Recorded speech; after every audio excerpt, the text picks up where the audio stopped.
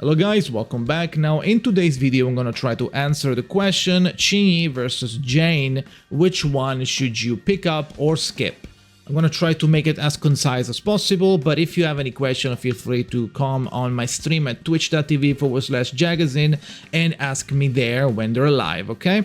First of all, let's talk about how I'm gonna tackle this video. I'm gonna talk about the value that I think the characters are gonna bring us, the way they work, briefly, generically, the way they work, the role, and what I think the overall plus that they have on your account, because it does matter what characters you have on your account, because if you got lucky or unlucky, you have a certain amount of characters, it's going to depend if you should pick A instead of B.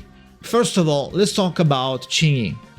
The way Qingyi works, she is a stunner electro. She's going to also have a core passive that is going to further increase her days by just attacking. So it's going to be really, really good.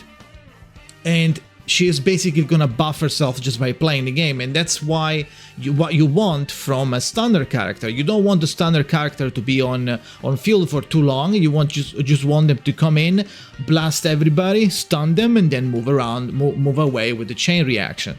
Now, with that in mind, we have a character that is a stunner that we can actually focus pull this time, because before in the 1.0 we didn't have any special banner with a stunner on it. We had two attackers. It was understandable, but that also meant that some of you might not have any stunner besides NB, right? So it's really important to think about that. Yes, you can still use NB.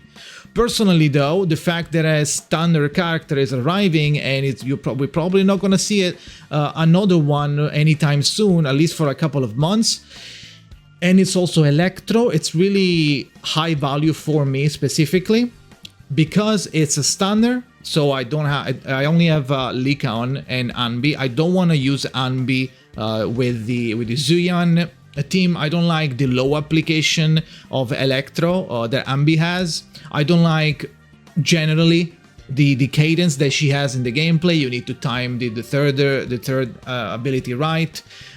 The days is fine, but compared to a 5-star, obviously it's not going to be as good. So I think picking up Qingyi as an account that doesn't have any stunner besides NB, or that wants to pick up a stunner for completing the Zuyan team in case you picked up Zuyan, now Qingyi gains more and more value. On top of that, besides the Zuyan team, you're also having a stunner electro that you can now use to put in an eventual electro team.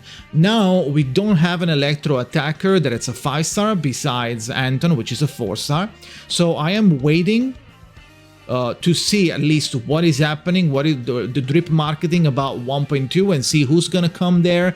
We might get some Son of Calydons. I don't know if there is any Electro in the Son of Calydon. I have a feeling they're both either, the Son of Calydon are either like fire or physical in my, I don't know why I have this feeling. It feels like they're like that. So for an electric attacker, we might have to wait until Sector 6 characters, because there's no other factions left unless they want to introduce more factions, but we'll see about that.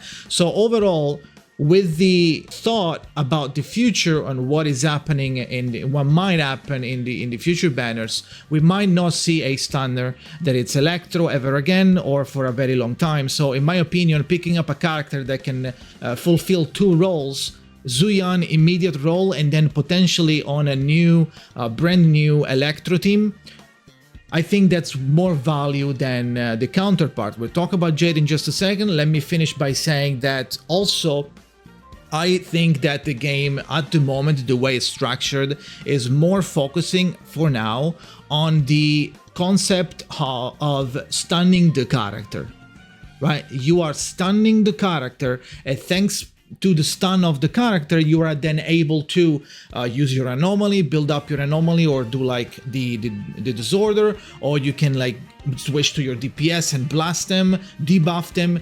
The boss gives you a little bit of DPS window for you to do whatever your team was assembled to do, and basically means that the more often you can stun the enemy and more easily you can stun the enemy or multiple enemies at the same time, the easier it's going to be for you to clear the stage and destroy the monsters. So I feel like Stunner inherently has, for now, a bigger value than, let's say, an Anomaly, right? Now, let's move on to Jane. Jane is not a bad character by any means. The only thing that I would like to point out for Jade is that Jade seems to be a very aggressive Anomaly character, despite the role, because Anomaly, we don't really know what the hell Anomaly is trying to do at the moment. It does feel like it's a status ailment inflicting role, but in the case of Jane, you really want to use her with physical characters. So you're not going to find a lot of usage for Jane that are going with like multiple elements, at least for now. At least you want to break, of course, the basics. You want to like maybe break the core of someone, or like defection bonus of someone. For example, if you have Grace and you want to play Grace with Jane, you could, but Jane is surprisingly not providing too much for the other Anomaly characters besides the physical ones, right? She's going to give a lot of power to the physical element, but not the other elements. So you want to play Jane as a sort of a DPS Anomaly, right? So you want to build your Anomaly with Jane in combat for as long as you can. That's going to be the character that is going to stay on the stage for a very long time.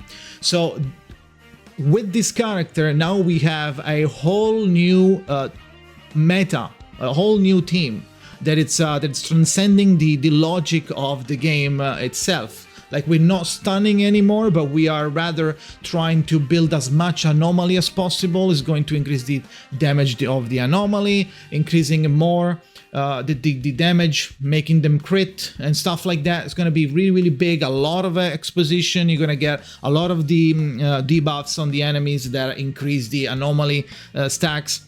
So it's going to be one of those situations where you need to choose between, do you want to pick up a character that is going to struggle for a little bit and is going to be very niche for a while, or do you want to go with the easy way out, which is Qingyi? In my opinion, Jane, although really hot, I'm not denying that, but I do feel like she is a little bit niche compared to the other characters. I know a lot of people are just gonna pull because ass. I agree, good job, good choice, but when I play gacha games, I try to get to the value of my accounts and to first finish my teams, and then after I finish my teams, now I just pull for whoever I think that it looks cool that I want to have, right? After. But I understand that a lot of people are just gonna do whatever, but it's, in my opinion, I think it's first important to finish your teams, to cater to do whatever the game is telling you to do first, and then you go into the niche, because the niche has a very high chance to not be viable for multiple portions of the end game. For example, in Shield Defense, they might have something related to Anomaly, or maybe they might not have a bonus for Anomaly in Shield Defense. Maybe it will punish the Anomaly characters, or maybe they will punish the Stunner characters. But between the two, the higher chance of you encountering a moment where you can't use your Anomaly team are higher than encountering a fight where you can't use the Stunner, or the Stunner is like punished for being used, right? So overall, in my opinion, I feel like pulling Qingyi is way more value. I'm not even touching the W engine because I don't know what they do.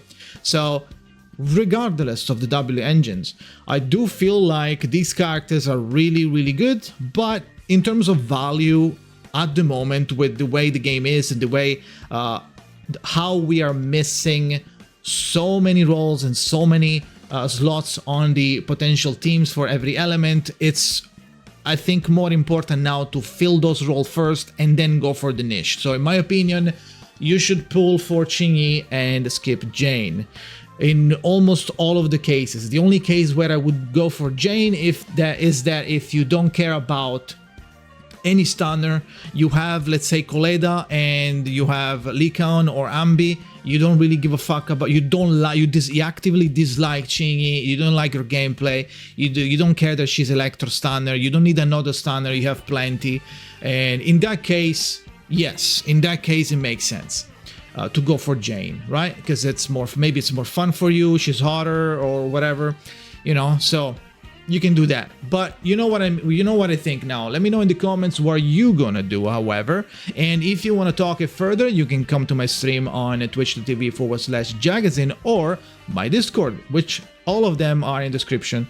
So thank you for watching and see you next time.